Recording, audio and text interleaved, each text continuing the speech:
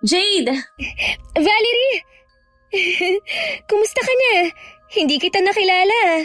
Ikaw nga dyan eh. Lalo kang gumanda. Iba na talaga kapag sa Maynila nakatira. Maniwala ka sa akin. Mas maganda pa rin dito sa atin. Sinasabi mo lang yata yan para hindi ako mainggit. Hindi ah. Sa una lang maganda sa Maynila. Pero katagalan, hindi na rin. Lalo na't sobrang mamahal ng mga bilihin. Alam mo, iba pa rin dito sa atin. Yung mga gulay, sa tabi-tabi mo lang makukuha. Doon, gintuwang presyo. Ah, talaga? Sige na nga, naniniwala na ako sa'yo. Kailan ka dumating? Kagabi lang, sinundo ako ni Kuya Jack sa bayan. Alam mo naman dito sa atin, kapag gabi na, wala nang masakyan. Ilang araw ka naman magtatagal dito sa atin? Dito muna ako hanggang walang pasok sa university. Ano na ngayon ang pinagkakaabalahan mo? Ano pa bang magiging buhay ko dito? Tumutulong na lang ako kay nanay sa tindahan niya. Wala naman akong kakayanan na makapag-aral, hindi katulad mo. Kung hindi nga lang ako pinapaaral ng tiyahin kong nasa abroad, baka hindi rin ako makapag-aral. Siya nga pala, meron akong pasalubong sa'yo. Talaga? Ang bait mo talaga, Jade. Salamat ha. Kahit magkaiba na tayo ng buhay, hindi mo pa rin ako nakakalimutan. Pwede ba namang makalimutan kita? Ikaw ang best friend ko eh. Ako pa rin ba? Akala ko nakahanap ka na ng bagong best friend sa Maynila eh. Inaamin ko na marami akong naging kaibigan sa university na pinapasukan ko. Pero nag-iisa lang kitang best friend. Kahit sa Maynila ka na nakatira, wala ka pa rin kayabang-yabang sa katawan. Hindi naman kasi ako yayaman sa pagiging mayabang. Tsaka wala pa nga akong nararating para maging mapagmataas, no? Mabuti na lang pala napadaan ako dito. Bala ko nga sana na puntahan ka sa inyo eh. Kung nagkataon, wala kang aabutan dun. Oo nga, buti na padaan ka. Tara muna sa likod, sa tinatambayan natin. Magmerienda muna tayo habang nagkwekwentuhan. Minsan ang mapagkunwaring kaibigan nagsisimula sa kabaitan. Magaling magsalita, marunong makisama at madalas nasa tabi mo. Pero pagdating ng panahon may mga kulay na unti-unting lumalabas. At hindi lahat maganda. Magandang araw, Miss Gwen, at sa lahat na nakikinig sa araw na ito. Masugid niyo rin po akong taga-subaybay at libangan ko na ang pakikinig sa channel niyo. Hindi talaga ako mahilig magkwento. Pero dahil siguro sa pakikinig sa mga kwento niyo na hango sa mga karanasan, nainganyo na rin ako magbahagi ng karanasan ko. Itago niyo na lang ako sa pangalang Jade. 28 anyos sa Tubong, Mindanao. May mga karanasan talaga na kahit anong pilit kalimutan, bumabalik pa rin ang mga alaala na nakaraan. Lalo na kapag meron nagpapaalala sa'yo. Ang ibabahagi kong kwento nangyari nung 23 anyos pa lang ako. Huling taon ko na sa koleyo noon at umuwi lang ako sa amin para magbakasyon. Ano ba yan? Puro ka na nga lang aral sa Maynila aral pa rin dito sa atin. Oh, ikaw pala Val. Saan ka galing? Saan pa ba? Di sa tindahan ni nanay. Tumakas nga lang ako Gusto kasi kitang puntahan dito. Di ba kaya ka nandito dahil nagbabakasyon ka? Bakit libro ang hawak mo? Noon pa man mahilig na akong magbasa ng libro. Sa bagay nga, bata pa lang tayo matalino ka na. Hindi katulad ko na repeater kaya kahit 2 taon ang tanda ko sa'yo, naging magkaklase pa rin tayo. Matalino ka rin naman noon. Tamad ka lang kasing mag-aral. Ikaw talaga ang pinakamatalino sa buong klase. Kaya siguro nang hinayang ang tiyahin mo na hindi ka makapagkolehiyo. Ay, malaki talaga ang utang ko kay Tia Christy. Sa kanya ako unang babawi. Yun din ang gusto ng itay. Ilang buwan na nga lang, gagraduate ka na. Sigurado na maganda ang mapapasukan mong trabaho. Sigurado sa Maynila ka maghahanap ng mapapasukan. Marami naman kasing oportunidad dun Ay, ang swerte mo talaga. Samantalang ako, mabubulok na lang dito sa atin. Ano ka ba, Valerie? Huwag mong sabihin yan. Kung gusto mo talagang magtrabaho sa Maynila, pwede naman kitang tulungan na makarating doon. Naku, ano namang mapapasukan kong trabaho doon? Madalas naman kasambahay ang nagiging trabaho ng mga nakikipagsapalaran sa Maynila. Hindi naman lahat ng pumupunta sa Maynila kasambahay ang nakukuhang trabaho. Dati gusto ko talagang magtrabaho sa Maynila, pero ngayon kasi ayoko nang umalis dito sa lugar natin. Baka kasi mag-asawa na ako sa susunod na taon. May boyfriend ka na pala. Hindi mo man lang sinasabi. Nakalimutan ko lang banggitin sa'yo. Ang dami kasi nating napagkukwentuhan eh. Kilala ko ba kung sino yung maswerteng lalaki na yon? Hindi mo siya kilala dahil taga-kabilang barangay siya. Ah, nga pala, malapit na ang piyesta sa kanila. Taon-taon nagpapaparty ang kapitan nila. Doon ko nga siya nakilala eh. Ang saya doon, sama ka ha. Gabi yun, di ba? Alangan naman na umaga ang party. Ikaw talaga? Hindi ko alam kung papayagan ako ng mga magulang ko eh. Lalo na ni Itay na istrikto masyado sa mga ganyan. Pinayagan ka nga niya na mag-aral sa Maynila eh. Kasama ko naman ang anak ng tiyahin ko na kasing higpit ni Itay. Ibig sabihin, hindi ka rin pala malaya doon. Bahay at eskwela lang ako. Bihira din akong makapamasyal. Pero kahit papano, nandun ka na. O paano, sama ka na sa akin? Hindi ko maipapangako ah. Ipagpapaalam kita sa tatay mo. Akong bahala sa'yo. Sigurado na papayagan ka niya dahil ako ang kasama mo. O sige, kung papayagan ako ni Itay, sasama ako. Minsan lang naman eh. Sa 1 linggo pa naman ang sinasabi ni Valerie na piyesta pero pinagpaalam na rin niya ako sa aking mga magulang. Agad na pumayag si inay pero hindi si Itay. Lalo na nang malaman niyang makikitulog kami sa bahay ng kaibigan ni Valerie. Sa huli naman pumayag na rin siya. Kapag walang ginagawa si Valerie, pinupuntahan namin ng mga dati naming kaklase. Ang iba nga sa kanila may sarili ng pamilya at ang ilan naman nagtatrabaho na sa ibang lugar. Madalas din sa bahay na lang kami nakatambay. Siguro hindi lang allowance ang ibinibigay ng tiyahin mo, no? Ang gaganda kasi ng mga damit mo eh. Oo, pero halos lahat ng damit ko pinaglumaan ng pinsan kong si Ate Carla. Halos magkasing katawan lang kasi kami. Ang swerte mo talaga. Jade, baka naman may extra kong damit dyan na pwede kong isuot sa party. Meron ako dito. Mamili ka na lang. Dinala ko na kasi halos lahat ng damit ko rito eh. Ang hirap mamili. Ang dami kasi at lahat magaganda. Mga padala lang sa akin yan ni Chang. Inuwi ko nga, baka kako gusto ng ate ko. Mamimili muna ako bago mo ibigay sa ate mo. May trabaho naman siya eh. Nakakabili naman siya ng mga gusto niya. Siya nga pala, Valerie.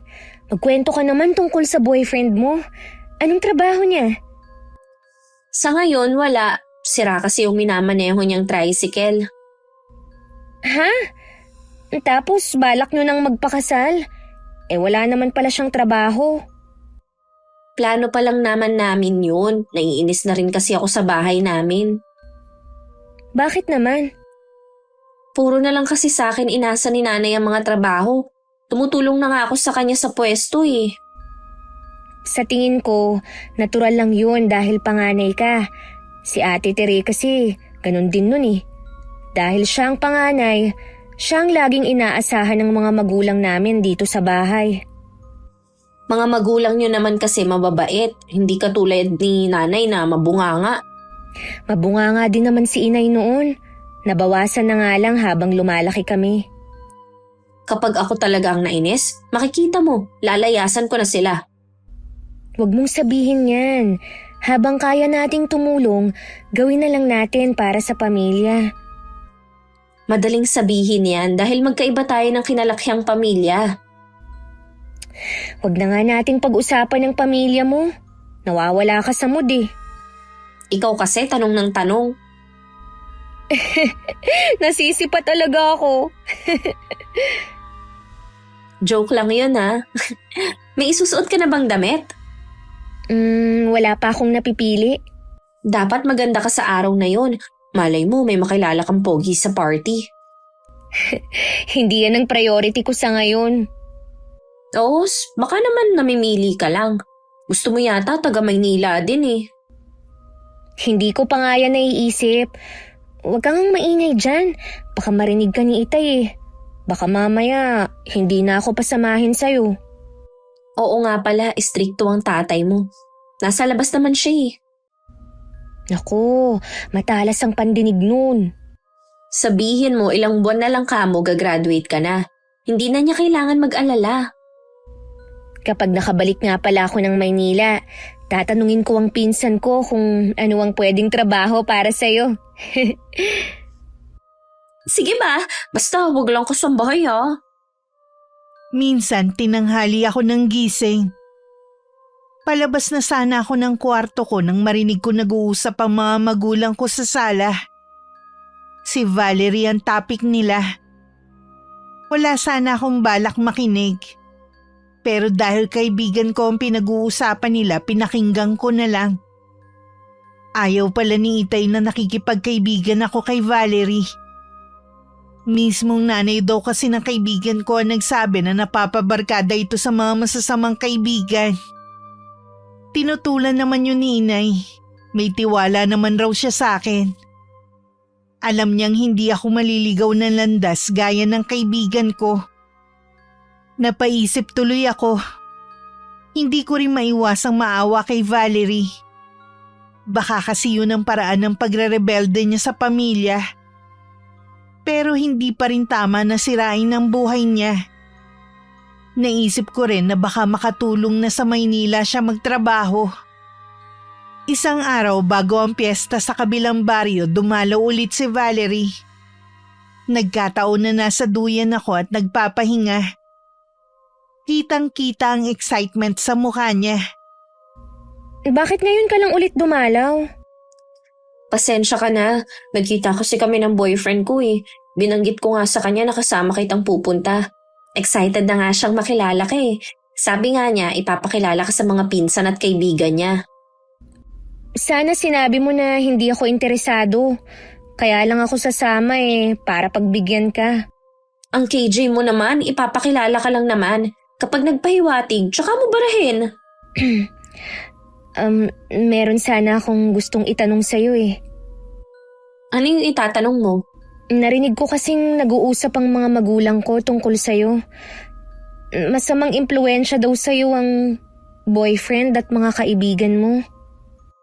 Siguro si nanay ang nagsabi sa kanila. Si inay talaga ang hilig siraan si Brian. Mabait at magalang naman sa kanila yung tao. Siguro ayaw nila sa kanya dahil wala ngang trabaho. Mamimili pa ba sila? Mahirap lang din naman kami. Alangan naman na maghanap ako ng mayaman. Hindi naman siguro ganun. Ang gusto lang nila eh, yung kaya kang buhayin. Pwede ba Jade? Para ka ng nanay ko eh. Akala ko pa naman kakampi kita.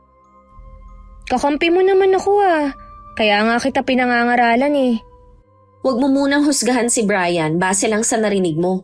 Kilalanin mo muna siya. Mabait at marunong makisama ang boyfriend ko, no? Tama ka nga. Pasensya na kung nahusgahan ko agad siya. Okay lang. Basta bukas ha, pagkatapos ng almusal, pupuntahan na kita dito. Ha? Ang aga naman nating pupunta. Medyo malayo kasi at mahirap ang sakayan kaya mabuti na yung maaga tayong makaalis. Tsaka para marami tayong mapuntahan ng mga bahay. Para bang kilala mo lahat ng mga nakatira dun ah. Para ka namang hindi nasanay sa piyesta dito sa atin na kahit hindi mo kilala pwedeng makikain. Sa bagay nga. Matanong ko nga pala, tayo lang bang dalawa? Oo tayo lang. Huwag na tayong magyaya ng ibang tao. Taga doon naman lahat ng kaibigan ko eh.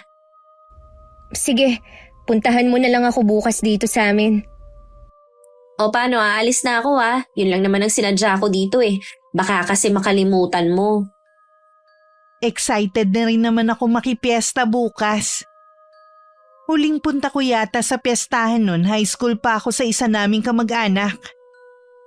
Kaya rin naman ako excited dahil sa sinasabi ni Valerie na party sa gabi. Sabi niya kasi hindi lang yun basta sayawan lang gaya nung mga unang panahon. Nung gabi nga binanggit ko ulit kay inay. Tumango lang naman siya. Wala sa bahay si Itay at ilang araw muna siyang matutulog sa isang kapatid na sa bayan nakatira. May kailangan lang daw asikasuhin ng magkapatid. Nagbilin lang si inay na mag-iingat kami ni Valerie. Kinabukasan nga nagbibihis pa lang ako nang dumating na ang kaibigan ko. Nagsuot lang ako ng maong, t-shirt at rubber shoes. Kabaliktaran naman ng suot niya na bestida at sandals na may takong na galing sa akin. Makapal din ang makeup niya. Ang aga mo ah. Sinadya ko talagang maagang umalis sa bahay. Nagbubunga nga na naman kasi si inay. Hindi ka na nasanay. Teka, ang ganda mo ngayon ah. Maganda ka rin naman. Yun nga lang, napakasimple mo pa rin manamit. Mas komportable ako dito sa suot ko para makatakbo ako ng mabilis kung sakali. Parang may naaalala tuloy ako nung habulin tayo ng aso nun. Grabe, isa yun sa mga karanasan na hindi ko makakalimutan. Ako din naman eh. Wala yata ang itay mo. Nanay mo lang kasi ang nakita ko sa labas. Nasa bayan siya, sa kapatid niya. Baka sa makalawa pa siya makauwi rito sa amin. O ano, handa ka na ba? Teka lang, bigla akong kinabahan eh. Excited ka lang kaya kabado ka. Magsasaya tayo ngayong araw na to. Halika na! Kukunin ko lang ang bag ko. Sigurado ako na hinihintay na tayo ni Brian. Sabi ko kasi aagahan natin eh. Nagpaalam ulit ako kay inay na abala sa pakikipagkwentuhan sa kapitbahay namin. Matagal din bago kami nakasakay. Ganun talaga sa lugar namin. Palibhasa nga kasi ilan pa lang ang may tricycle na pamasada. Kung walang maghahatid papasok sa lugar namin, wala talagang masasakyan palabas. Nang sulyapan ko si Valerie, hindi na maipinta ang mukha niya. Lihim na lang ako naiiling dahil mula pa noon mainipin na siya. Lagi kasi itong apurado na para bang maiiwan. Umaliwalas lang ang mukha niya nang may humintong tricycle sa harap namin.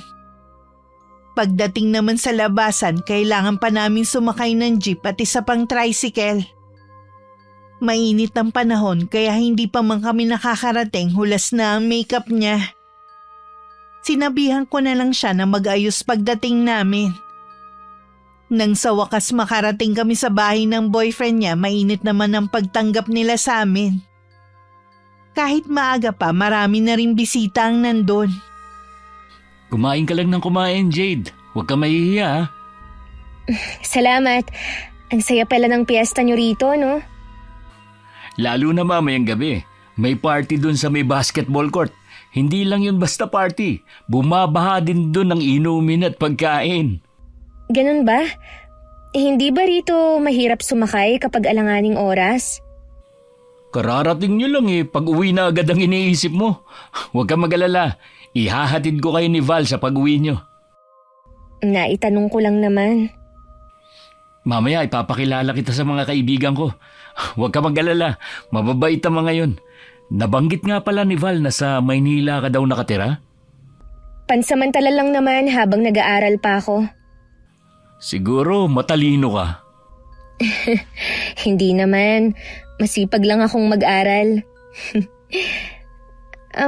Bakit hindi pa yata bumabalik si Valerie? Ayun siya kausap yung pinsan ko.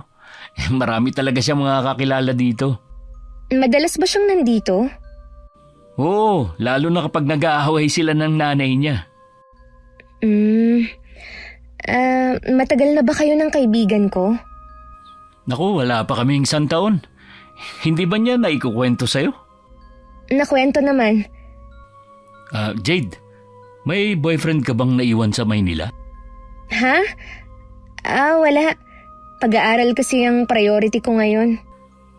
Ibig mo sabihin, pagkatapos ng pag-aaral mo, tsaka ka lang tatanggap ng manliligaw? Hindi pa rin eh, dahil ang importante sa akin, makahanap ako agad ng trabaho. Ganun ba? Siguro, minamadali ka na ng mga magulang mo na makatulong sa kanila. Hindi naman, dahil may hanap buhay naman ng mga magulang ko. Ang swerte mo naman, hindi ka tulad ng kaibigan mo. Kanya-kanya lang siguro tayo ng swerte sa buhay, Brian. Siguro nga. Ay, kukuha na lang kita na mainom ha. Sige lang. Mula nang dumating kami, iniwan lang ako ni Valerie sa boyfriend niya at kung kani-kanino na siya nakipag-usap. Parang tiwala siya na wala namang mangyayari sa akin kahit maiwan akong mag-isa. Nakita ko pang nilapitan siya ni Brian at dinala siya sa hindi mataong lugar. Sandali pa nila akong sinulyapan bago nag-usap. Ayos ba ang kaibigan ko, ha? Oo naman. Kaya lang halatang suplada eh. Ngayon lang yan dahil hindi ka pa niya ganun kakilala pero mabait yan. Papakilala ko siya kina Tristan mamaya. Nasaan na ba ang mga yon? May inaasikaso lang. Maya-maya nandito na rin sila. Siguradong matitipuhan si Jade ng mga kaibigan mo. Sigurado yun. Siya nga pala, umiinom ba yung kaibigan mo? Hindi eh. Paano yan? May inuman mamaya ang tropa. Alangan namang tubig lang o juice ang inumin niya. Kakausapin ko siya mamaya. Sigurado akong papayag yan. Hinahanap ka nga niya eh. Parang batang naiwan ng nanay niya kanina. Ikaw na muna ang bahala sa kanya. Alangan naman na bumuntot siya sa akin ang dami kong kausap. Hindi naman yan makikisali sa usapan. Oo nga, mukha kasi siyang inosente. Kunwari lang yan. Imposible na inosente yan sa Maynila na siya nakatira. Hanggang ngayon ba'y may inggit ka pa rin sa kaibigan mo? Ha? Bakit naman ako maiinggit sa kanya? Kaya lang naman siya nakapag-aral dahil sa tita niya na nagmagandang loob. Kung hindi dahil sa tiyahin niya, nandito lang din siya at malamang tindera lang ang trabaho niya. Oo na. Hindi mo ba pupuntahan muna ang kaibigan mo? Mamaya na, ikaw na muna ang bahala sa kanya. Dumating kasi yung isa kong kakilala makikipagkwentuhan muna ako. Oo sige, dadalang ko na rin muna ng tubig ang kaibigan mo. Baka nahihirinan na yun. Sandaling natuon ang atensyon ko sa kinakain ko. Kaya nawala ang paningin ko sa direksyon kung saan nag-uusap ang magnobyo. Pagtingin ko ulit, wala nang dalawa. Hinanap ko sa mga taong naroon si Valerie pero hindi ko siya makita. Akmang tatayo ako nang dumating naman si Brian. Oh, saan ka pupunta? Hahanapin ko sana si Valerie. Dumating yung isa niyang kakilala eh. Ako na raw muna ang bahala sa'yo. Oh, eto na nga pala yung tubig mo. Siya ang nagsama sa akin dito pero iniwan lang niya akong mag-isa. Oh, hindi ka naman nag-iisa eh. Nandito naman ako. At sa akin kanya pinagkatiwala. Iba pa rin kasi kung siya ang kasama ko. Kumain ka na lang muna. Tapos mamaya pupuntahan natin siya. Parang gusto ko na lang umuwi, Brian. Huwag ka namang ganyan. Hindi pa nga nag-uumpisa ang totoong party eh. Huwag ka munang umuwi. Siguradong hindi mo makakalimutan ang araw na to pagbalik mo sa Maynila. Sa pagkain ko na lang itinuon ang atensyon ko. Patapos na ako sa pagkain ng buko salad na isa rin sa handa nang lumapit sa akin si Valerie. Halata sa kanya na nag-e-enjoy siya. Samantalang ako naiinis na sa kanya. Masyado ka namang seryoso dyan. Sino naman kaya ang matutuwa kung pagdating pa lang natin iniwan mo na ako? Para kang walang kasama. Kasama mo naman si Brian Ngayon ko lang nakilala ang boyfriend mo. Tapos ipinagkatiwala mo na ako agad sa kanya. Huwag ka nang magtampo, nandito naman na ako Bihira ko lang kasing makita mga kaibigan ko na dumating kanina. Teka, nasa na nga pala si Brian? Nagpaalam siya kanina. May mga kaibigan lang nakakausapin. Di ba ang saya dito? Oo, pero wala naman akong kakilala rito. Halika, ipapakilala kita sa iba kong mga tropa na taga rito. Mamaya na, magpapahinga muna ako. Nasobrahan ako ng kain Busog na busog ako. Nagpakabusog ka na agad may pupuntahan pa tayong ibang bahay. Wala kasi akong mapaglibangan Kesa tumunganga lang ako dito. Pasensya ka na talaga ha. Ayos lang. Huwag mo na lang sanang ulitin na iwan akong mag-isa. Oo, promise. Ang dami pa rin dumarating na tao, no? Malaki yata ang pamilya ni Brian Oo. Marami nga silang magkakapamilya. Yung iba nga sa kanila, hindi ko nakilala Val, baka pwedeng umuwi na lang tayo. Ha? Bakit naman? Huwag mong sabihin hanggang ngayon nagtatampo ka pa rin sa akin. Hindi na Kaya lang, kasi, basta, mahirap ipaliwanag. Ano ka ba? Minsan lang to, lubos-lubusin na natin. Nandito na rin lang tayo Huwag kang mag-alala, hindi na kita iiwang mag-isa. Sige na nga. Thank you, Beshi! Sabi na hindi mo ako matitiis Ipinakilala rin ako ni Valerie sa mga kakilala niya na taga ron. Mainit naman ang pagbati nila sa akin. Kung saan bahay pa kami nakarating hanggang sa may basketball court, kung saan gaganapin ang party. May malakas na tugtog na maririnig sa paligid. Si Valerie nga napapaindak na sa tabi ko. Sa totoo lang, hindi naman ako mahilig sa mga ganitong party, kahit nung nasa Maynila ako. Kaya siguro konti lang ang kaibigan ko. Dahil kahit ilang beses akong imbitahin ng mga kaklase ko na gumimik kami, hindi ko sila pinagbibigyan. Ilang sandali lang dumating na rin si Brian. Kasama ang dalawang kaibigan nito na sina Tristan at Diego. Si Tristan nga pala, binata pa yan. Si Diego naman may kinakasama. Sayang, hindi nakarating ang ibang kaibigan ni Brian. Mas masaya sana. Anong oras nga pala mag-uumpisa ang party? Uy, excited na rin siya. Hindi tinatanong ko lang. Wala pa kasi akong nakikita ng mga tao Maya-maya pa siguro, hindi pa nga bukas yung mga stall sa loob na nagtitinda ng mga alak at pagkain Di ba kapag ganito, dapat merong mga tanod na nakabantay para maiwasan ang gulo. Mamaya siguro meron na yan. Ano kaya ang pinag-uusapan ng tatlo? Baka mga kalukuhan lang, alam mo naman, mga lalaki. Sa totoo lang, ngayon lang ako makaka-attend sa party. Dito pa talaga sa probinsya natin. Nasa Maynila ka na, hindi mo pa sinasamantalang pagkakataon. Hindi nga kasi ako mahilig sa lugar na maiingay. Hindi talaga ako nag-e-enjoy. Napilitan ka nga lang talagang sumama sa akin. Pero salamat pa rin dahil hindi mo ako pinahiya. Siyempre, kaibigan kita Last na rin naman tong pagyaya ko sa'yo dahil sigurado ako kapag nakatapos ka na, iba na ang priority mo. Baka nga makalimutan mo na ako Hindi mangyayari yan. Kaibigan kita hanggang sa huli. Ang sweet mo naman sa akin. Di bale, kapag nagkaroon ako ng maayos na trabaho, ako naman ang babawi sa'yo. Basta maging maayos lang ang buhay mo. Masaya na ako. Nag-e-enjoy na rin ako sa kwentuhan namin ni Valerie. Hindi nga namin namalayan na nagsisimula na palang dumilim ang paligid. Kasabay ng pagdating ng mga tao na makikiparty ng gabing yon. Nang sulyapan ko ang loob ng court, marami ng bukas na stall at may mga bilog pang lamesa sa gilid. May parang bar sa tabi kung saan iba't ibang alak ang nakadisplay. Pumwesto na kami ni Valerie sa isang mesa sa dulo. Dumating na rin si Brian at may dalang 3 bote ng beer. Bigla ko napatingin kay Valerie, pero hindi siya nakatingin sa akin. Pasensya na, hindi ako umiinom Subukan mo lang.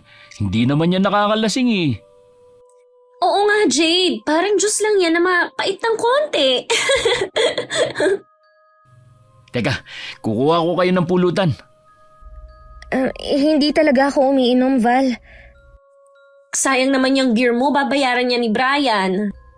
Sino naman kasi ang may sabi na gusto ko ng beer? Huwag ka naman ganyan. Ngayon ka lang naman iinom eh. Promise, tayo lang ang makakaalam na uminom ka. Hindi ko talaga gusto uminom. Ubusin mo lang yung isang bote tapos hindi ka nabibigyan ni Brian. Huwag mo naman ako ipahiya sa kanila. Sige na nga. Pero kapag nalasing ako, ikaw na ang bahala sa akin ah. Ano ka ba? Hindi ka malalasing sa isang bote, no? Oh, ito na ang pulutan natin. May gusto pa ba kayo? Gusto ko pa ng alak. Kulang to sa akin eh. Ha? Sige, bibili ako. Hindi ko pa nga nauubos ang alak ko, nakatatlong bote na agad si Valerie. Parang tubig lang kung tunggain niya yon. Nang maubos ang sakin, binigyan pa ako ni Brian. Pero tumanggi na ako. Mapilit naman si Valerie na tanggapin ko. Napilitan na rin akong kunin. Plano ko nga kapag hindi sila nakatingin, itatapon ko ang laman nun. Hanggang nakarami na si Valerie. Hindi ko alam kung lasing na ba siya kasi tumayo siya at nakisayaw na sa mga taong nagsasayawan sa gitna. Naiwan naman ako kay Brian at ilang sandali pa nga lumapit na rin sina Tristan at Diego. Nakiupo sila sa amin. May binigay pa sa akin basong may alak si Diego pero tumanggi ako. Juice lang yan na may konting alak. Sige na, inumin mo na, last na yan. Para makapagpahinga na rin kayo ni Valerie. Lasing na kasi yung kaibigan mo eh. Inaantok na nga rin ako eh. Saan ba kami magpapahinga ni Val? May kubo dito na malapit. Doon kayo magpapahinga ni Valerie. Sino ang makakasama namin doon? Kayo lang dalawa. Ano? Mas mabuti siguro kung ihahatid nyo na lang kami sa amin kahit gabing-gabi na. Ay, sige, kung yan ang gusto mo. Sige na, ubusin mo na yan na makauwi na kayo. Dahil nakatutok ang mga mata ko sa baso na may alak, hindi ko napansin ang makahulugan tinginan ng tatlo. Hindi nga lasang alak yun pero bigla na lang bumigat ang ulo ko. Hinagod-hagod ko pa ang batok ko. Nagdodoble na rin ang paningin ko at nakakaramdam ako ng matinding antok. Pilit ko lang nilalabanan ng kagustuhan kong pumikit. Lumapit naman si Valerie. Ayos ka lang ba, Beshi? Valerie, umuwi na tayo. Mukhang nag-e-enjoy ka naman eh. Kunwari ka pa na ayaw mong uminom. Hindi, Val. Umuwi na tayo. Nahihilo na kasi ako eh. Hindi muna tayo uuwi hanggat hindi ko sinasabi. Dito ka muna ha, sila na muna ang bahala sa'yo. Uy, wag mo kong iwan dito. Huwag mo naman hilahin ang damit ko, baka mapunit naman. Dito ka lang. Sige na naman oh. Ano ba nangyayari sa'yo? Huwag mo sabihin sa akin na lasing ka na. Yung alak. Ay, teka, ikukuha kita ng kape. Dito ka muna, hindi ka naman nila pababayaan eh. Ayoko. Iwan mo na siya, kami na ang bahala sa kanya. Mag-enjoy ka lang dyan. Sige, ayoko naman masayang ang gabing to sa pagbabantay sa'yo. Diyan ka lang muna ha. Valerie! Pinilit kong tumayo pero nanginginig ang tuhod ko. Alam kong hindi pa ako lasing dahil nakakapag-isip pa ako. Tumingin ako sa baso na wala ng laman at sa tatlo. Pare-pareho silang nakangisi sa akin. Kahit nangihina, pilit akong tumayo para makaalis sa lugar na yon. Pero pinagitnaan ako ni Diego at Tristan. Nagpumiglas ako sa kanila pero wala akong lakas. Lumingon pa ako sa kinaroroonan ni Valerie na nakikipagsayaw. Hindi ko makakalimutan ang tingin niya sa akin. Alam ko na sumigaw ako pero nilamon lang ng malakas na tugtog ang boses ko.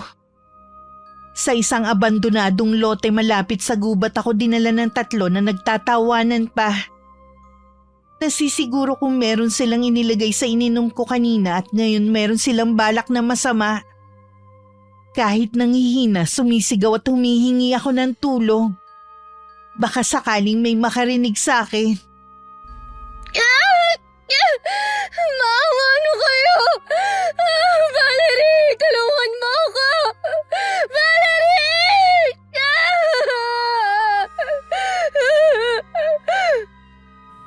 Ano ba, Diego? Hawakan mo sa binti. Ikaw naman, Tristan, huwag kang parang tuod dyan.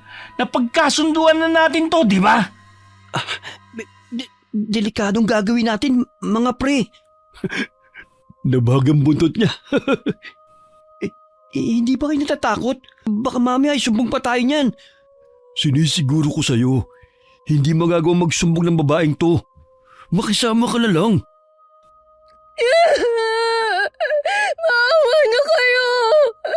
Pakawalan niyo na ako!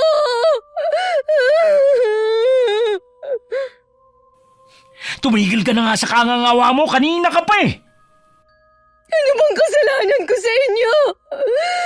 Pakawalan niyo ako! Ang lakas pa rin kahit pinainom na natin ng gamot. Sabi na nga ba, meron kayong inilagay sa iniinom ko. Mga hayop kayo! Valerie! Valerie, tulungan mo ako!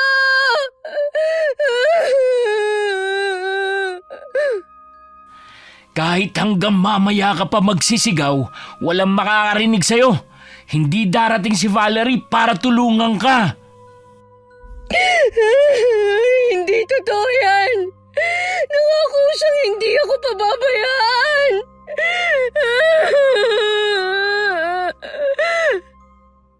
Wow pare, ang kinis. Iba talaga kapag taga Maynila. Bukod sa maganda na, matalino pa. Kaya nga inggit na inggit sa kanya si Valerie eh. Hindi ko alam kung dahil sa epekto ng gamot na nilagay nila sa alak ko kaya ako namamanhid. Hindi ko na rin maigalaw ang buo kong katawan. Namamaos na rin ako. Kasabay ng pagkapunit ng mga damit ko ay ang pagkasira ng pagkatao ko. Mariin na lang ako napapikit habang isinisigaw ang pangalan ni Valerie. May mga katanungan din sa isip ko kung may kinalaman ba ang pinagkakatiwalaan kong kaibigan. Hindi lang nila ako binaboy. Pinaglaruan din nila ang katawan ko. Nananaginip daw ako na nakatakas sa 3 humalay sa akin. Dahil sa matinding pagod sa kakatakbo para lang makatakas, nawalan daw ako ng malay. Ang huling natatandaan ko, may agos ng tubig ako naririnig sa di kalayuan. Wag! Huwag kang lumapit! Maawa ka! Wag po! Wag po! Huminahong ka, Iha. Hindi kita sasaktan. Sino ka? Nasaan na ang mga demonyong yun? Nandito ka sa kubong pahingahan namin. Ano ba nangyari sa iyo, ha?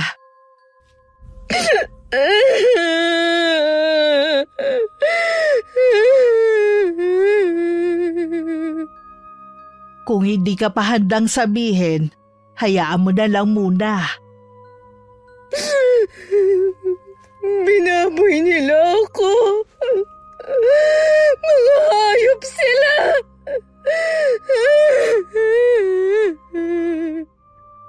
Yun na nga ang unang pumasok sa isip namin. Ang anak kong lalaki at asawa niyang nakakita sa iyo malapit sa ilog na walang saplot at puno ng mga sugat. Dito ka muna namin itinago dahil baka may mga naghahanap sa iyo. Akala ko po, panaginip lang na nakatakas ako. Salamat sa Diyos, nagawa kong makatakas. Nakilala mo ba sila, Iha? Opo, yung isa sa kanila, boyfriend ng kaibigan ko. Sumama lang ako para makipiesta. Nangako siya na hindi niya ako pababayaan.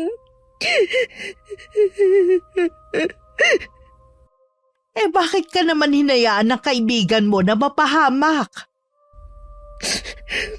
May kutob po ako na alam niyang mangyayari sa akin dahil sa sinabi ng boyfriend niya.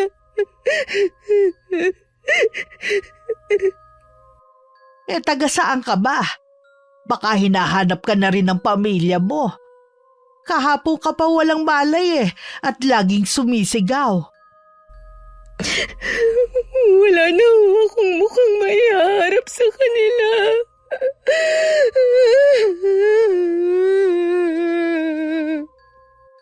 Kailangan mo maging matatag lalo na ngayon. Kailangan magbayad ang mga taong bumaboy sa iyo. Gustong gusto ko silang pagbayarin. Kaya lang po, baka hindi ko kayanin ang sasabihin ng mga tao sa akin.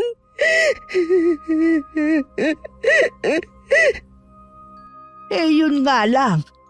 Madalas kasi nauuna ang panghuhusga ng mga tao bago alamin ang katotohanan. Pero kailangan manaigang hustisya sa nangyari sa iyo. Hindi ko po alam kung anong gagawin ko. Ang mabuti pa ikukuha muna kita ng makakain. Kailangan mo magpalakas. Ayoko po. Bigla akong naisip na bakit pa kaya ako nabuhay? Kung haharapin ko rin naman ang kahihiyan na nangyari sa akin.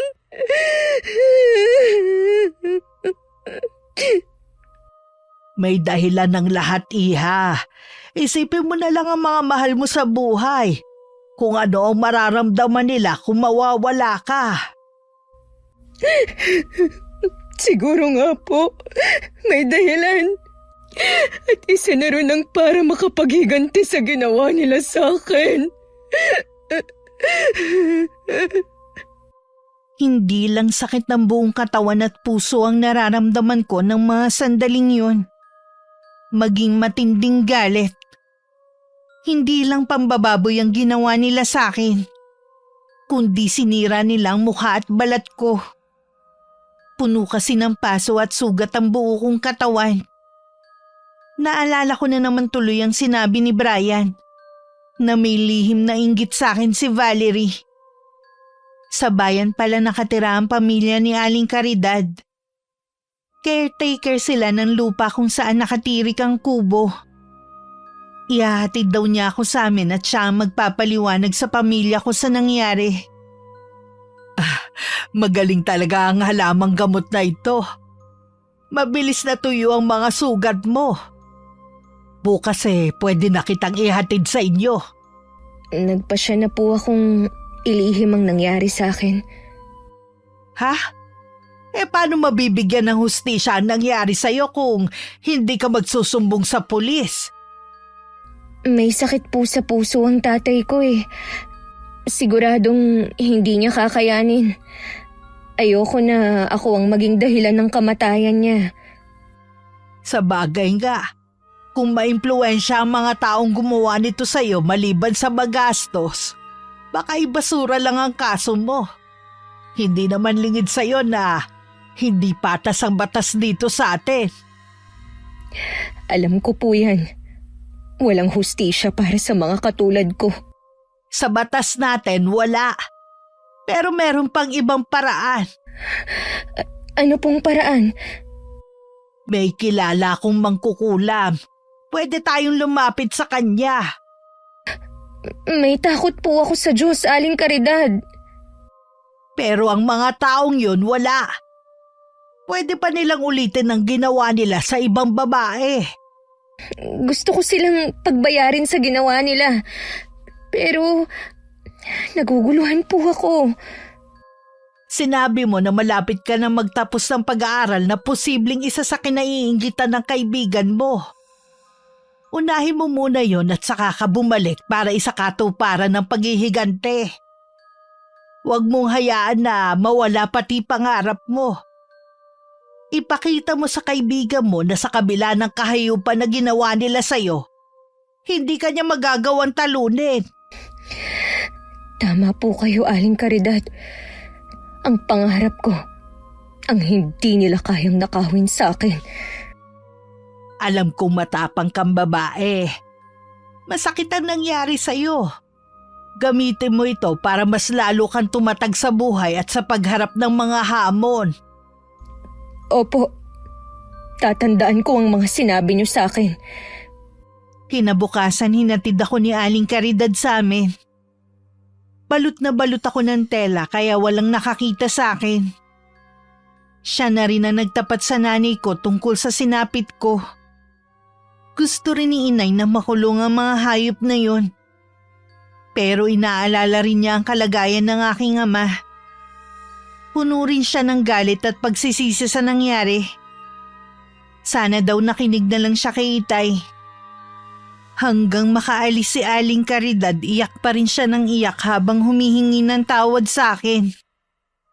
Hindi rin niya malaman kung yayakapin ako dahil nakita niyang tadtad ako ng sugat mula sa matalim na bagay at paso ng sigarilyo. Mabuti rin nung umuwi si Itay kahapon, umalis din ulit ito. Kaya nagawa kong pagtakpan ni inay.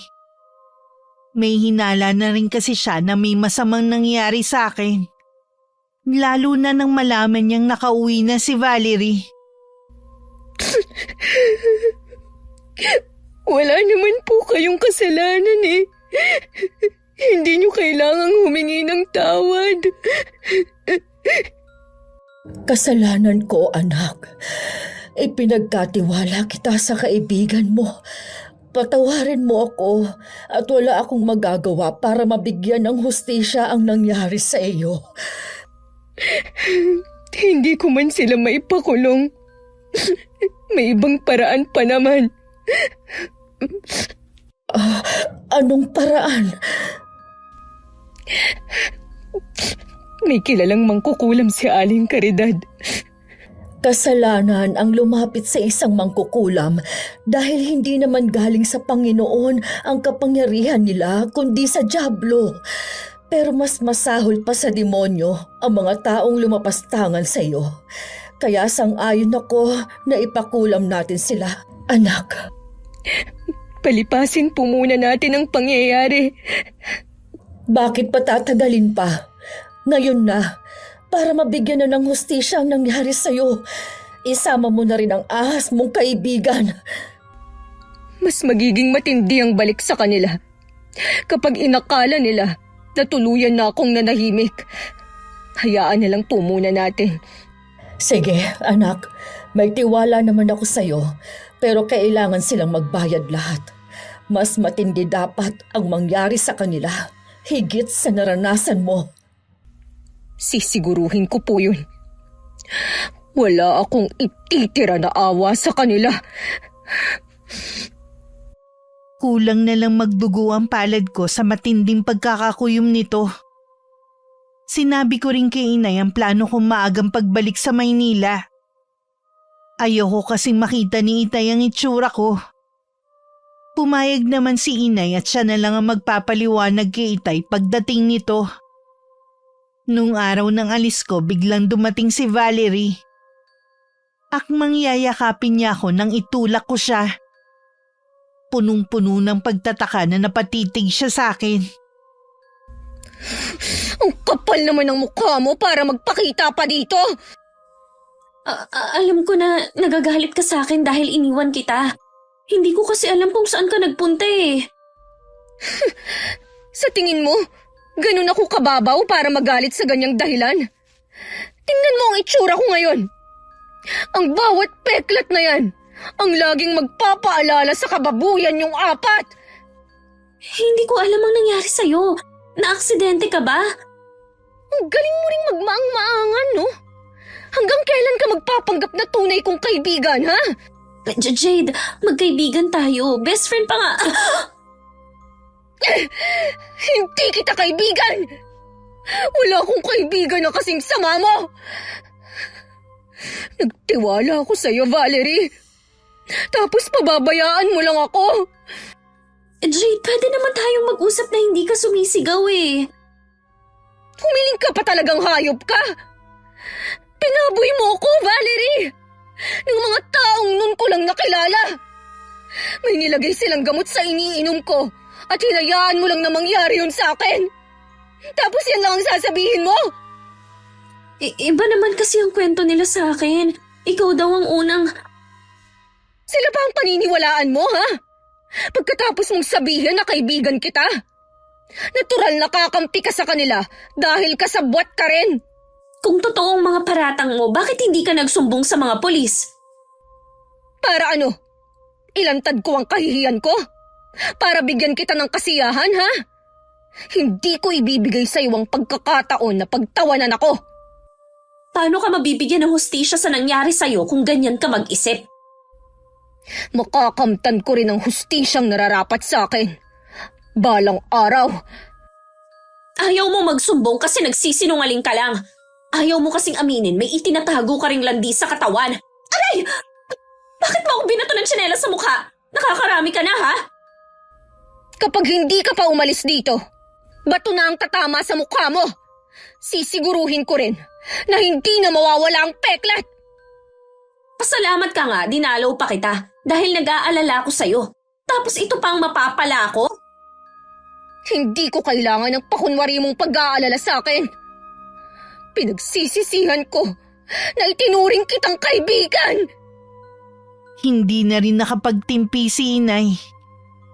Pinagtulakan niya si Valerie at pinagbantaan pa niya na isusumbong sa nanay niya ang ginawa sa akin. Nang makaalis ito, bumuhos na naman ang luha ko. Nang dumating kasi siya, naalala ko na naman ang sinapit ko.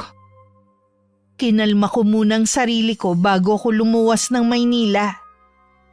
Darating na kasi si Itay anumang oras. Ayoko na abutan pa niya ako. Lingid sa akin nakita ni Valerie ang pag-alis ko.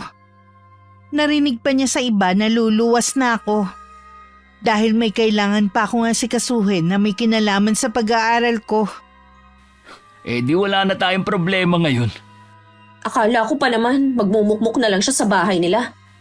Mas okay na nga bumalik na siya sa Maynila. Kung nandito siya, baka hindi yun makatiis. Isumbong tayo sa mga pulis. Baka kayo lang. Damay ka dahil alam mo mangyayari sa kanya pero hinayaan mo lang. Bakit pati kasi ikaw nakisali rin? Tapos na naman yun eh. Huwag mo nang balikan. Basta ang isipin na lang natin, wala na tayong problema. Sa ngayon siguro. Pero nagbanta si Jade na balang araw makakamtan din niya ang hustisya. Maniwala ka dun. Bumalik na nga siya ng Maynila eh. Natakot yun sa sasabihin ng mga tao. Mas importante yun sa kanya kaysa makakuha ng hustisya. Ewan ko, iba talaga ang pakiramdam ko. Magsaya ka na lang. Ang pangit na ngayon ng kaibigan mo. Wala na magkakagusto pa sa kanya. Nakita ko nga, mukhang sumobra naman kayo sa ginawa ninyo sa kanya. Ngawa kasi ng ngaway. Ayun, napikon si Diego. Kaya pinaso niya ng sigarilyo. Nakaramdam tuloy ako ng awa sa kanya. Matindi pa lang pinagdaanan niyang hirap sa inyo. Ngayon ka pa naawa sa tao kung kailan tapos na. Hindi ko rin naitago sa pinsan kong si Ate Carla ang sinapit ko. Kahit siya sumang-ayon sa sinabi ni Aling Caridad na ipakulam na lang ang mga bumaboy sa akin. Mas mabuti daw yun kesa ipakulong sila. May mga gabi pa rin binabangungot ako at nagigising na hilam sa luha. May mga pagkakataong basta na lang ako sumisigaw. Naging matatakotin din ako sa mga estranghero. Nakikita ko sa kanila ang mukha ng tatlong yun. Mabuti na lang matyaga sa pag-intindi sa akin si Ate Carla. Sinamahan din niya ako sa isang psychologist.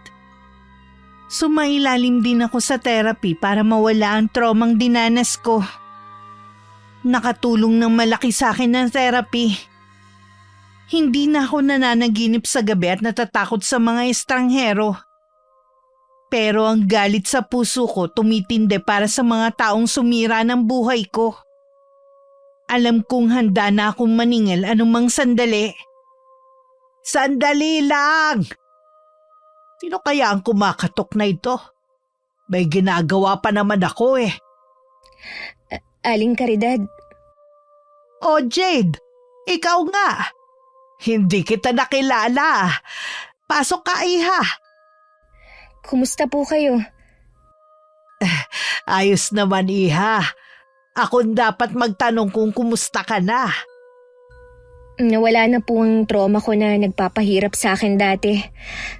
Pero mas tumitindi po ang galit ko sa paglipas ng mga araw. Hindi ako matatahimik hanggat hindi ako nakakaganti. Sa nakikita ko sa'yo, handa ka na. Gusto ko na silang pagbayarin sa ginawa nila sa akin. Gusto kong mas matindi pa ang maranasan nila hanggang sila na mismo ang humingi ng sarili nilang kamatayan. Walang konsensya ang mga taong yon. Hindi ko man lang nakitaan ng pagsisisi. Nakita niyo po sila? Oo, ilang beses din. Hindi ko alam kung paano sila pinalaki ng mga magulang nila at ganun ang mga naging asal nila. Lahat ng mga malalapit sa akin, sang-ayon sa plano kong gawin. Ito lang ang paraan para makamtan ko ang hustisya sa nangyari sa akin. Sabihin mo lang sa akin kung kailan mo gustong pumunta sa kakilala kong mangkukulam. Kung pwede po sana, wag na nating patagalin. Alam na ba ng pamilya mo na bumalik ka na? Hindi po. Kahit si Inay at si Valerie lang ang nakakaalam sa nangyari sa akin. Pakiramdam ko, kapag titingnan ako ng mga tao, alam nila ang sikreto ko. Naiintindihan kita. Ang makaganti lang sa mga taong yun na makakapagpatahimik lang talaga sa'yo. Sa gagawin ko sa kanila, tingnan ko lang kung taas no upang makakatingin sa akin si Valerie. Kung ayaw mo pang umuwi sa inyo, dito ka muna sa bahay ko. Ayoko pong makaabala. Hindi ka abala. Mag-isa lang naman ako dito sa bahay ko eh. Di ba yung 3 kong anak may kanya-kanya ng pamilya? Magiging masaya ako kung dito ka muna titigil. Sige po, Aling Caridad. Tutulungan ko na lang po kayo sa mga gawaing bahay. Sa liit ng tinitirhan ko, kaya ko na. Ang gusto ko, ihanda mo ang sarili mo sa gagawin natin. Opo. Ngayon pa lang po, nagpapasalamat na ako sa inyo. Sana balang araw makita na kita nakangiti. At hindi lang puro kalungkutan ang maaaninag ko sa mga mata mo. Dahil alanganin na ang oras, bukas na namin pupuntahan ng mangkukulam na si Aling Lupe. Ayon kay Aling Caridad, dalaga pa siya, kilala na niya yun. Napadpad ang pamilya daw nito sa probinsya namin dahil meron tinatakasan sa kanila. Kinatatakutan raw talaga ito dahil sa mga kumakalat na balita na baka mangkukulam daw ang babae. Nalingid sa nakakarami, totoong may alam nga ito sa karunungang itim. Mabagsik na mangkukulam si Lupe. Pero sa kabila nun pinipili lang niya ang tinutulungan niya. Bakit po? Minsan na kasi siya nagkamali noon. Inosente pala ang taong kinulam niya. Pinaniwalaan niya ang taong lumapit sa kanya. Huli na nang malaman niya na mali ang kanyang ginawa. Ang taong humingi ng tulong sa kanya ang totoo palang masama. Iyon po bang dahilan kung bakit siya napadpad dito sa atin? Oo. Binuko rin ng taong yun ang tunay niyang pagkatao. Kaya hinahanap siya ng pamilya ng kinulam niya. Marami po bang lumalapit sa kanya? Oo. Pero hindi lahat pinagbibigyan niya. Naging maingat na kasi siya. At tinatanggihan rin niya kapag taga rito ang lumalapit sa kanya. Iniiwasan niya kasi na may makaalam din ng sekreto niya. Paano po kung hindi niya ako tulungan? Huwag ka mag-alala. Kahit taga rito ka, tutulungan ka niya. Binanggit na kita sa kanya dati nung dinalaw ko siya. Malapit po pala kayo. Ako kasi ang una niyang naging kaibigan sa lugar na to nung bagong dating pa lang sila ng pamilya niya. Bukod tanging ako lang din ang hindi humusga sa kanya. Maswerte po siya dahil naging totoong kaibigan kayo sa kanya. Kahit alam niyo ang sikreto niya, hindi niyo siya ipinahamak. Hindi katulad ni Valerie. Buong akala ko, tunay ko siyang kaibigan. Masahol pa siya sa hayop. Ang pagkakaroon ng tunay na kaibigan parang sugal na rin. Kung pwede ko lang sanang ibalik ang nakaraan, Aling Caridad. Sana hindi na lang ako sumama sa kanya. Alam ko na mahirap pero huwag mo nang balikan ang nakaraan. Lagi ka lang masasaktan kapag aalalahanin mo pa ang mga nangyari noon. Harapin mo ang bagong buhay na puno ng pag-asa. Tandaan mo, mas lamang ka pa rin sa kanila. Makakapagbagong buhay lang ako. Oras na matapos na ang paghihiganti ko sa kanila. Gusto ko rin masaksihan kung paano sila maghirap. Magpahinga na tayo, iha, at maaga pa tayo bukas. Pinagamit muna sa akin ni Aling Caridad ang dating kwarto ng anak niya. Habang nakahiga, paulit-ulit kong naaalala ang mga nangyari noon. Imbis na takot, galit ang nangingibabaw sa akin. Ilang buwan ko rin pinaghandaan ng gagawin ko at ngayon matutupad na rin. Hindi na ako makapaghintay kung ano ang sasapitin nila. Kinabukasan kahit konti lang ang tulog ko, maaga pa rin akong bumangon. Naabutan ko na si Aling Caridad sa kusina. Pagkatapos ng almusal, lumakad na kami. Sa loob pala ng gubat nakatira si Aling Lupe. Mas pinili daw nito na manirahan malayo sa karamihan. Dahil mabait naman daw ito sa mga iilan na liligaw sa loob ng gubat. Nirerespeto ang mga to ng mga taga ron. At hindi ginagambala sa kabila ng kumakalat na balita tungkol dito. Isang kubo ang nakatirik sa bakuran na napapalibutan ng mga iba't ibang klase ng halaman. Mahilig talaga sa mga halaman si Lupe. Lalo na ang mga namumulaklak. Ang gaganda nga po lahat eh. Mahilig din po ako sa halaman. Yun nga lang, hindi ako nakakabuhay. Pwede natin siyang tanungin kung anong sikreto niya. Unahin po muna natin ang sadya ko. Sige iha. Sigurado akong inihintay na niya tayo ngayon. Alam po niyang pagpunta natin ngayon? Oo iha. Malakas ang pakiramdam niya. Walang maitatago sa kanya. Nagpauna na sa paglalakad si Aling Caridad. Siya na rin ang kumatok at kusa namang bumukas ang pinto kahit walang nagbubukas nun. Bago siya pumasok, lumingon muna siya sa akin. Sumunod na rin ako agad. Sa loob may babaeng nakaupo habang may hawak na tungkod. Matiim ang titig niya sa akin na para bang binabasa niya ang kaloob-looban ko. Puro galit ang laman ng puso mo. Hindi po ito mawawala hanggat hindi ako nakakaganti sa ginawa nila sa akin. Nababasa ko sa isipan mo ang gusto mong mangyari. Yon ang gagawin ko. Pero sa isang kondisyon, walang makakaalam sa paglapit mo sa akin. Huwag ka mag-alala. Walang makakaalam sa bagay na ito. Mabuti na yung malinaw. Gusto ko rin pong makita ang paghihirap nila. Sige, kung yan ang gusto mo. Kilala ko naman sila. Madali na sa akin ang gagawin sa kanila.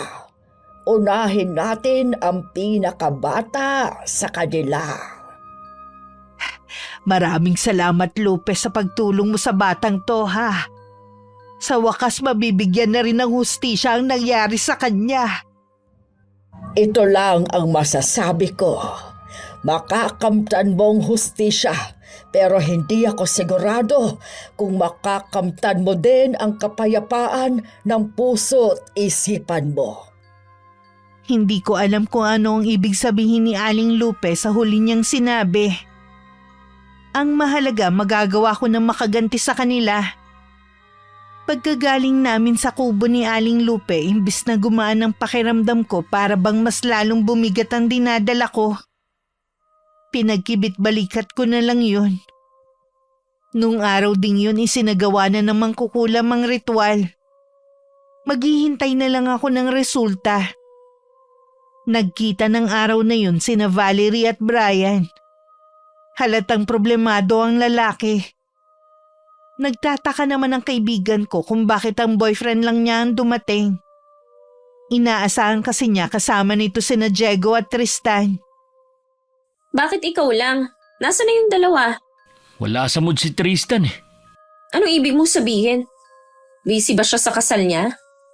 Hiniwalayan siya ng mapapangasawa niya. Ha? Bakit naman? 10 araw na lang ikakasal na sila. Yun na nga eh. Kahapon daw galing sa kanila si Beth. Sinabi nito sa mismong harapan ng pamilya ni Tristan na hindi nito magagawang magpakasal sa isang rapist. Paano nalaman ni Beth yun? Tayo lang nakakaalam sa nangyari ah. Hindi ko nga alam eh. Hindi rin alam ni Tristan kung paano nalaman ng nobya. Tinadtad tuloy siya ng mga tanong ng pamilya niya. Sabi nga ni Diego, parang masisiraan na ng bait yung kaibigan namin. Baka mamaya madulas siya. Sigurado na damay tayong lahat dito. Siya nga pala, umuwi na ba yung kaibigan mo? Hindi ko alam eh. Hindi naman kasi ako nagagawi banda sa kanila. Pero matagal na yung nakapagtapos. Baka pinili na lang niyang manatili sa Maynila. Sana, wag na siyang bumalik dito. Sa dinanas niya, baka sinumpa na niya ang lugar natin. Hindi ko maiwasang kabahan eh. Sa amin kasing tatlo, si Tristan ang pinakamahina ang loob. Ihanda mo pa rin ang sarili mo. Baka may mangyari na hindi natin inaasahan. Puntahan kaya natin siya para maramdaman niya na may kakampi pa rin siya. Oo, puntahan natin siya. Hindi natin siya pwedeng iwan sa gitna ng pinagdadaanan niya. Pinuntahan nga ng dalawa si Tristan sa kanila. Nang mga oras na yun, nag-aamok ito habang hawak ang itak ng ama. May mga nasugatan na dahil sa pag-awat sa kanya. Kung susuriin, para na siyang nasisiraan na ng bait. Umiiyak at tumatawa kasi siya. Pilit siyang kinakausap ni Brian na ibaba na ang hawak pero para siyang walang naririnig sa paligid niya. Tristan, nakikiusap ako sa'yo. Di ba magkaibigan tayo? Hayop ka! Magpakita ka sa akin, matanda ka! Hindi ako natatakot sa'yo! Sino bang matandang tinutukoy niya? Hindi ko alam. Mukhang wala na siya sa sariling katinuan. Ang dami na niyang nasaktan. Mabuti pa lumayo na tayo. Baka pati tayo madamay. Tumigil ka sa kakatawa mo! Hindi ako nakikipaglokohan sa'yo! Wala na talaga. Hayan na mga pulis. Sila na bahala. Oh, bakit natitigilan ka dyan? Para kasing nakita ko si Jade sa umpukan ng mga tao eh. Ha? Sigurado ka? Oo, yung tingin niya, nakakatakot. Para bang nagbabanta? Pumunta ka kasi sa kanila para malaman mo kung talagang nasa kanila lang siya. Oh, sige, pupunta ako doon. Nahuli naman ng mga pulis si Tristan pero kinailangan nitong ilipat sa mental hospital. Dahil sa ginagawang pananakit sa kapwa bilanggo. Tumatawa at umiiyak daw ito at laging may kausap. Dahil sa kahihiyan na nararanasan ng pamilya niya, hindi na kayanan ng ama niya kaya inatake sa puso. Ibang saya ang nararamdaman ko. Sa wakas kasi nakaganti na ako sa isa sa mga humalay sa akin. May 3 pa na kailangang magbayad. Balita ko binibenta na ng pamilya ni Tristan ang mga ari-arian nila para pambayad sa mga taong nasaktan niya. Hindi naman kasi biro ang magpagamot. Pati pamilya niya tuloy, nadamay sa ginawa niya. Ganun talaga ang sumpa ni Lupe. Walang kasing lupet. Pati pamilya niya ay nagbayad sa kasalanan niya. Sunod naman si Diego. Nanginginig ako sa galit sa tuwing naaalala ko ang ginawa niya. Gusto ko siyang durugin ng pinong-pino. Alam na ni Lupe ang gagawing parusa sa kanya. Sa wakas, unti-unti ko nang nakakamit ang hustisya. Konti na lang at makakapagbagong buhay na rin ako na walang bigat na dinadala sa puso ko. Malapit na rin yon, iha. Konting paghihintay na lang. Siya nga pala. Kung gusto mong dumalaw sa pamilya mo, magsabi ka lang ha. Namimiss ko na nga rin po sila eh. Pero hindi pa ako handang magpakita sa ngayon. Gusto ko munang tapusin ang ginagawa kong paghihiganti. Pagkatapos ng lahat ng ito, iha, alisin mo na ang galit dyan sa puso mo. Ipunin mo na lang ang pagmamahal mula sa mga taong nasa paligid mo. Hindi ko alam kung mawawala pa ito. Pero susubukan ko na maging normal ulit ang takbo ng buhay ko. Kahit nagumpisa na ang sumpa, hindi pa rin ako makatulog sa gabi. Kung ano-ano ang pumapasok sa isip ko. Napansin na rin ni Aling Caridad ang pagbagsak ng katawan ko. Ipinagtapat ko naman na hindi lang ako makatulog sa gabi. Isang tsaang pinapainom niya sa akin bago ako matulog. Dahil doon nakakatulog na ako ng mahimbing. Ilang araw pagkatapos ng nangyari kay Tristan, noon lang ulit nagkita ang magkasintahan. Hanggang ng mga sandaling yon, hindi pa rin sila makapaniwala sa nangyari. Nag-aalala ako kay Diego. Naapektuhan talaga siya sa nangyari kay Tristan. Ano ba nangyayari ngayon kay Diego? Kung ano-ano kasi sinasabi niya eh.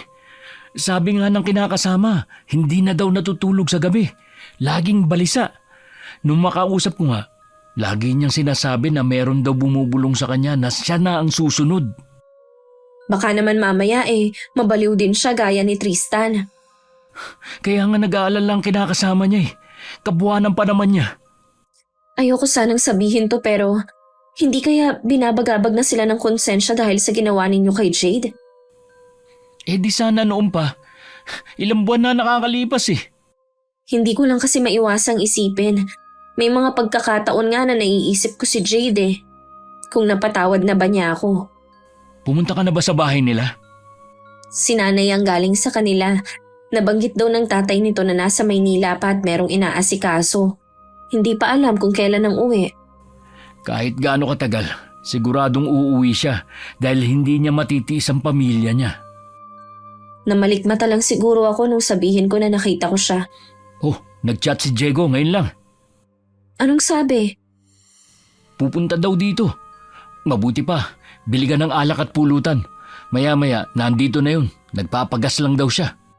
O sige. Habang nasa tindahan si Valerie at hinihintay ang sukle, dumaan ang motor ni Diego. Pero napansin niya ang tuli ng takbo nito. Sinundan niya yun ng tingin at ganun na lang ang gulat niya nang bumangga yun sa puno. Mabilis siyang lumapit at ang ilan sa mga tao. Dahil hindi naka-helmet, nakita niya na duguan ang ulo nito. Pero hindi yun na nagpakaba sa kanya, kundi ang apoy na gumagapang papunta kay Diego. Bago pa makapagsalita, nasusunog na ang buong katawan nito. Diego! Apulahin niyo ang apoy! Tulungan niyo siya! Merong lumapit na may basang kumot at tinakip sa katawan ni Diego. Parang gustong bumaliktad ng sikmura ng mga naroon. Dahil amoy sa paligid ng nasunog na laman. Ang apoy, parang nakita kong mukha ni Jade. Tumawag kayo ng tulong!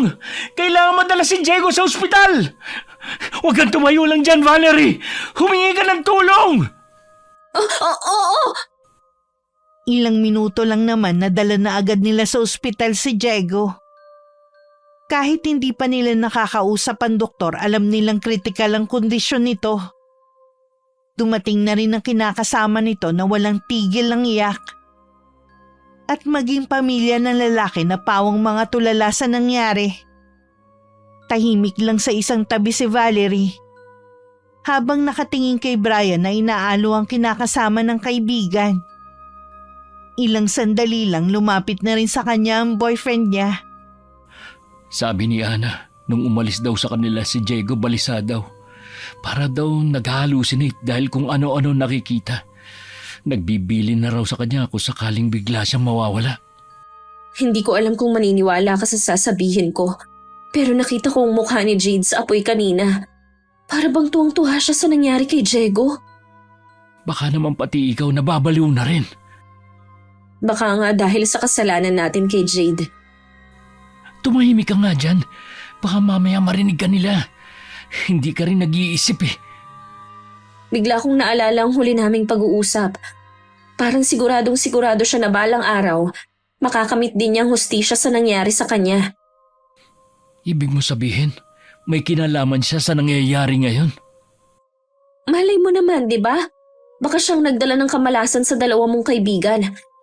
Nakakapagtaka naman kasi na bigla na lang siyang nabaliw.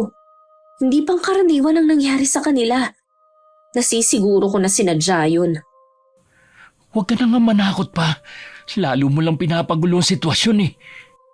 Dahil magkalapit lang ang dalawang barangay, balitang-balita na ang nangyari sa magkaibigan. May naging usap-usapan tuloy na baka may kinalaman sa kulam ang nangyari sa dalawa. Lalo na bigla na lang nawala sa sarili ang mga yon. At ayon nga sa mga sabi-sabi, nakakarinig sila ng mga bulong na galing sa matandang babae. Lumipas muli ang mga araw. Nakarating sa akin na nagkasakit si Tristan na hindi kayang gamutin ng mga doktor at pumanaw na rin. Si Diego naman binawian na rin ng buhay. Bago yun, makailang ulit pa nitong binanggit ang pangalan ko. Tinatanong ni Ana kung sino daw si Jade na binabanggit ni Diego. Ihingi daw siya ng tawad doon. Malakas talaga ang kutob ko na may alam talagang babaeng yun sa mga nangyayari. Huwag mo sabihing naniniwala ka sa usap-usapan. Posible naman. Malamang kulam ang dahilan ng nangyari sa kanila. Brian, iba-iba ang ibinibigay na sumpa ng isang mangkukulam. Hindi lang matinding karamdaman kundi pwede ring kamalasan. Sige, hanapin mo si Jade.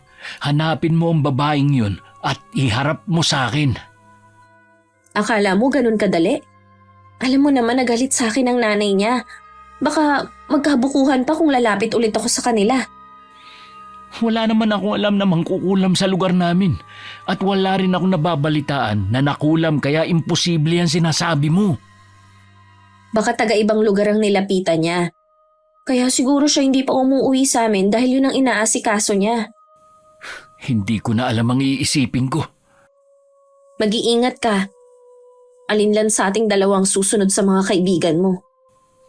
Basta, hindi ako naniniwala na may kinalaman sa kulam ang pagkamatay nung dalawa.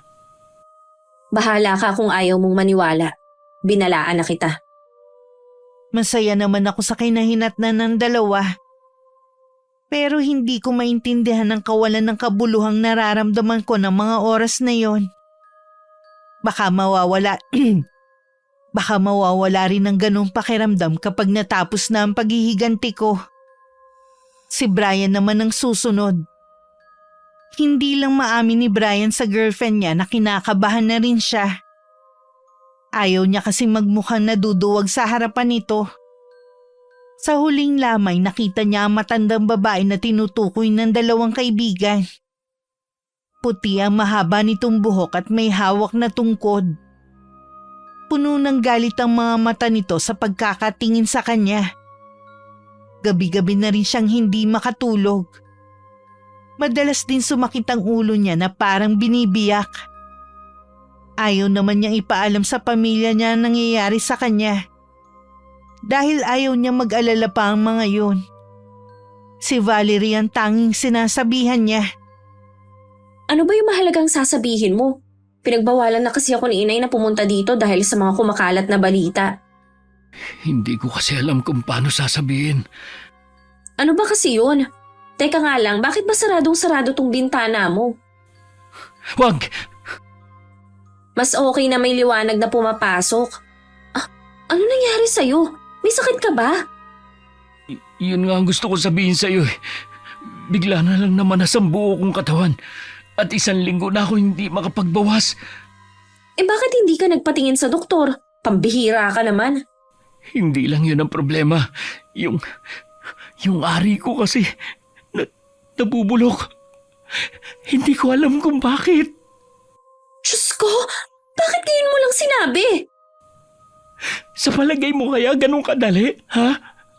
Paano kung kumalat sa mga taga rito? Hindi ko gusto mapahiya. Mas gusto mo pang lumala ang kondisyon mo, ha? Mabuti pa dadalhin na kita sa ospital.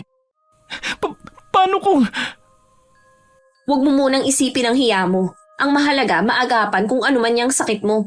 Pwede naman natin ilihim ang sakit mo eh. Hindi mo kasi naiintindihan eh. Hindi ko na rin mailakad ang mga paa ko, kanina lang to. Hihingi ako ng tulong para madala ka sa ospital. Hayaan mo na lang na malaman nila ang sakit mo. O sige, basta mabuhay lang ako. Mabubuhay ka. May awa ang Diyos. Awa? Ilang beses nung nagmakaawa si Jade pero naging bingi kaming 3. Ilang beses niya tinawag ang pangalan mo. Ikaw lang ang iniisip niya makakapagligtas sa kanya pero hindi ka dumating. Huwag na muna natin yan pag-usapan. Lalabas lang ako para humingi ng tulong. Nang madala sa ospital si Brian, agad naman siyang inasikaso ng doktor at nurse. Kinunan siya ng dugo at ihe para sa lab test. At kung ano-ano pang pagsusuri ang ginawa sa kanya. Pero kahit ang doktor nagtataka na normal lahat ang lumabas sa resulta. Para makasiguro muling sinuri ng ibang doktor ang binata pero ganun pa rin ang resulta. Habang nasa ospital lalo siyang nanghihina. Kaya nagpauwi na lang siya sa bahay nila. Dahil abala ang mga magulang at kapatid sa trabaho, nagboluntaryo na lang si Valerie na siya na muna mag-aalaga rito. Habang tumatagal, lalong lumalala ang kalagayan nito. Dapat kasi hindi ka lumabas ng ospital eh. Mas maaalagaan ka nila doon. Lalo ako nanghihina dun eh. Kesa naman na nandito ka lang sa bahay. Pasensya na kung naaabala kita ha. Hindi ka abala sa akin. Ang gusto ko lang gumaling ka. Hindi na ako gagaling, Valerie. Parusa na to sa akin ng kaibigan mo. Ilang beses akong nagpunta sa kanila. Nakausap ko na rin ang nanay ni Jade. Hindi niya inaamin kung nasa ng anak niya. Pero sabi niya, karma na raw sa inyong nangyari. Kinumpirma na rin ng albularyo na may kumukulam sa akin. At aminado siyang hindi niya kayang talunin ang mangkukulam na gumagawa nito. Tanging makakapagpagaling sa akin ang mapatawad ako ni Jade. Baka ako nang isusunod niya.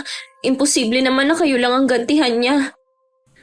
Kaya kailangan mo siya mahanap at humingi ng tawad bago mahuli ang lahat. Saan ko naman kaya siya hahanapin? Huwag ka mawalan ng pag-asa. Lagi kang pumunta sa kanila.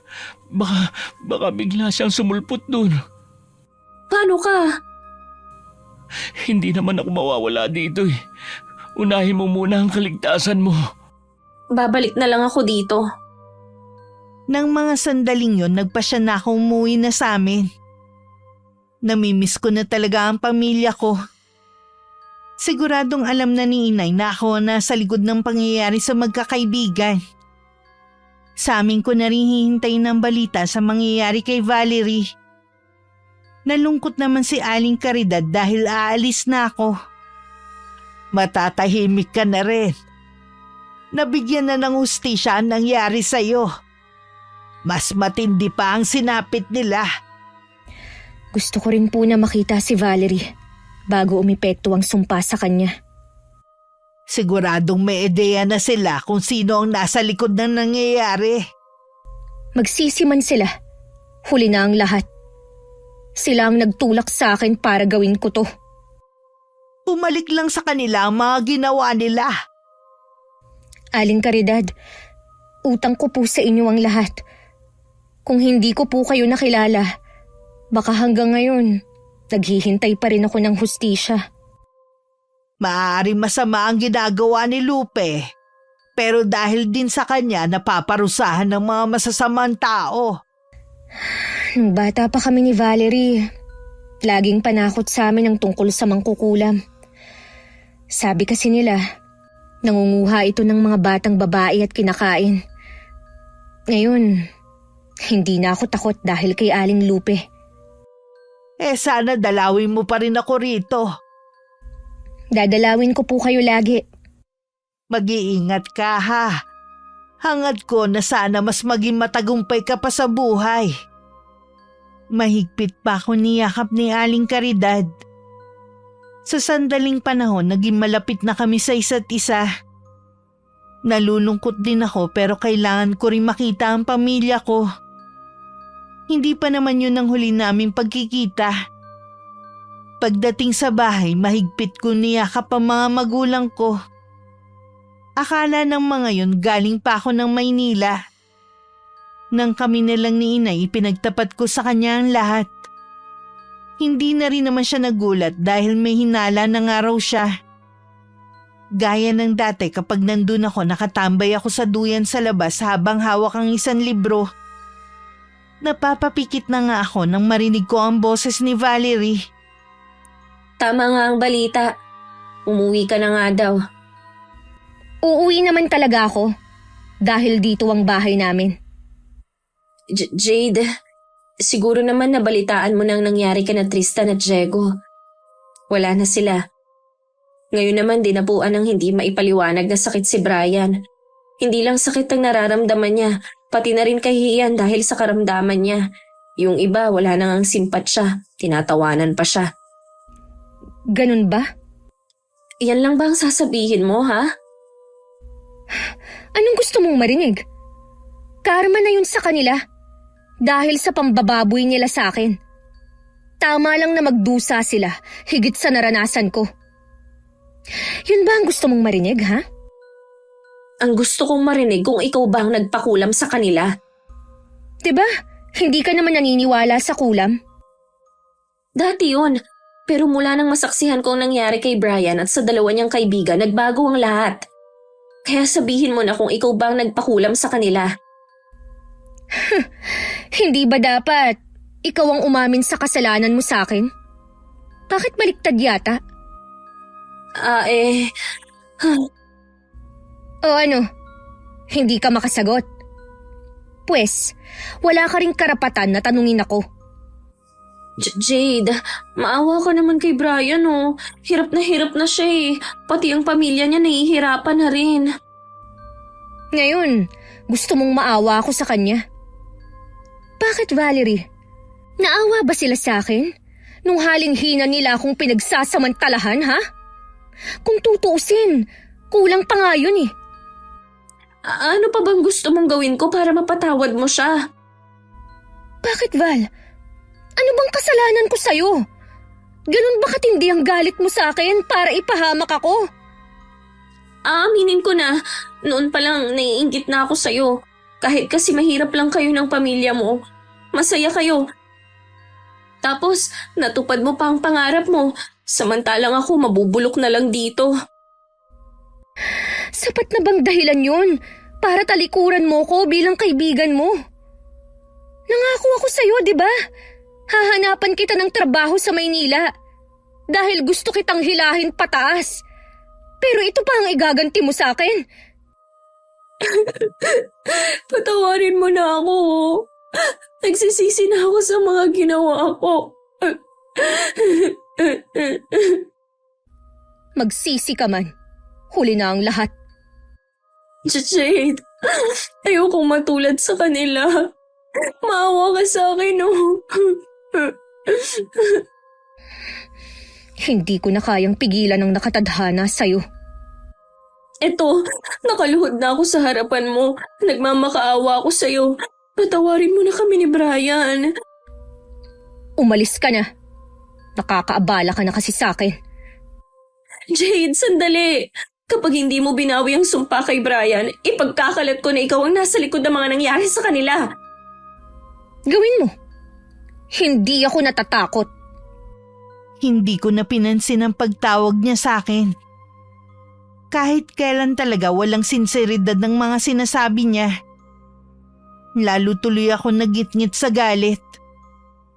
Gusto ko na makita ang mangyayari sa kanya. Agad naman ibinalita ni Valerie ang tungkol sa akin kay Brian. Sinabi rin niya kung ano ang napag-usapan namin. Hindi ka rin talaga nag-iisip no? Imbis na magpakumbaba ka, pinagbantaan mo pa. Lumuhod na nga ako sa harapan niya pero ayaw pa rin niya tayong patawarin. Hindi ganun kadaling patawarin tayo. Kahit sino pa mapunta sa kalagayan niya, malaking kasalanan natin sa kanya. Anong gusto mo? Tanggapin na lang natin ang mangyayari? Oo, ganun na nga. Kung kaya ko nga lang tumayo, pupunta ako sa pulis para aminin na nagawa kong kasalanan. Brian, Ang tanging dasal ko, hindi ang paggaling ko kundi sana hindi bumalik sa mga kapatid kong babae at pamangkin ang ginawa ko. patawarin mo ako kung wala akong magawa. Huwag mo na akong intindihin. Humingi ka ng tawad sa kanya para maligtas ka. Ayokong pati ikaw sapitin mo nangyari sa aming tatlo. Paano kung... Mangako ka na hindi ka susuko. May pag-asa ka pang mabago ang buhay. Sige, kakausapin ko ulit siya. Pupuntahan ko siya araw-araw. Patawarin mo ko kung dahil sa akin naging masama ka. Kapag pinatawad ka ni Jade, huwag ka na ulit magpapakasama. Iwasan mo ang inggit dahil yan ang magpapahamak sa'yo. Gagaling ka at magsasama tayo ng masaya gaya ng pangarap natin. Ikaw na lang. Ayokong matali ka sa akin habang buhay. Hanapin mo sa iba ang tutupad sa pangarap mo. Pinapalaya na kita. Napaiyak na lang si Valerie habang hawak ang kamay ng boyfriend. Ayaw sana niyang bumitaw sa relasyon nila. Pero ito na mismo ang nagtataboy sa kanya. Ngayon lang niya napagtanto na hindi pala tumakasarili at minahal siya ng tunay. Masakit ang paghihiwalay nila. Pero kailangan niya maging praktikal sa buhay. Hindi rin niya makakayang alagaan ito habang buhay. Kinabukasan muli siya nagpunta sa amin. Ako lang ang tao sa bahay kaya pinapasok ko siya para dun mag-usap. Napansin kong balot na balot siya ng tela. Patawarin mo na ako, Jade. Nagmamakaawa ako sa'yo. Nag-aaksaya ka lang ng oras mo. Umalis ka na kung yan lang ang sadya mo. Masdan mo. Ito na ang sumpa sa akin ng mangkukulam na nilapitan mo. Puno ko ng sugat at pigsa. Tuwing pumuputok ang mga pigsa, may lumalabas na insekto dito. Bulag na rin ang isa kong mata. May mga uod na lumalabas sa mata mo. Kaya siguro ako nabulag. Maawa ka na sa akin, Jade. Ayoko pang mamatay. Valerie, Ang matanda na sa likod mo! anong matanda? Valerie, huwag kang tumakbo! Iyan ang matandang pumatay ka na Tristan at Checo! Valerie! May sasakyan! Valerie! Hindi na naiwasan ni Valerie ang jeep na parating dahil sa bigla niyang pagtakbo sa kalsada. Para ako na estatwa sa kinatatayuan ko nang makita na duguan itong nasa ilalim ng jeep. Mabilis naman tumulong ang mga kapitbahay namin at naisugod siya sa ospital. Nailigtas naman siya pero kailangan putulin ng isang binte dahil nadurog yun. Ilang buwan na rin ang nakakalipas mula nang mangyari ang aksidente. Dapat maging masaya na ako sa nangyari dahil nagbayad na sila. Pero hindi ko maintindihan kung bakit mas lalong bumigat ang nararamdaman ko. Bigla ko naalalang sinabi ni Aling Lupe. Maaaring makamtan ko ang hustisya pero hindi ang kapayapaan ng puso't isipan ko. Minsan dumalo ako sa isang misa. Hindi ko maiwasang maluha dahil tagos sa puso ang humili ng pare. Noon ko lang lubos na naiintindihan ng lahat. Hindi ko mamakamtan ng hustisya dito sa lupa, may tamang panahon para makamit ko ang hustisyang nararapat sa akin. Akala ko sa ginawa kong pagpapakulam ako na ang malakas at nagwagi. Pero ako pa rin ang talo sa huli dahil pinili kong magpaalipin sa galit ko. Ang pagganti sa mga taong gumawa sa akin ng masama ay hindi nagpabalik ng katahimikan sa akin. Nakalimutan kong tumawag sa kanya para maibsan ang sakit na nararamdaman ko. Huli na nang maisip ko na malaking kasalanan na nagawa ko sa Diyos. Sa kasalukuyan, tahimik ako namumuhay kasama ng pamilya ko dito sa Maynila. Dito namin pinili na manirahan para makalimot na rin ako sa pinagdaanan ko. Sa kabila ng may maayos akong trabaho, may kulang pa rin sa puso ko. Siguro ito ang kabayaran sa mga nagawa ko noon. Sana nakapagbigay ng aral at inspirasyon ng aking kwento. Maraming salamat po, Miss Gwen, sa pagkakataon na marinig ng mga kapwa ko taga-subaybay ang masalimuot na kwento ng aking karanasan. Wakas.